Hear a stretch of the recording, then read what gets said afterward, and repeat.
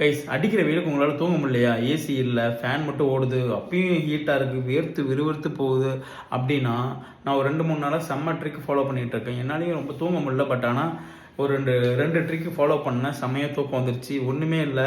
First trick என்னென்னு பார்த்தீங்கன்னா, படுத்துருங்க. எல்லாம் செட்டப் பண்ணிட்டு படுத்துருங்க.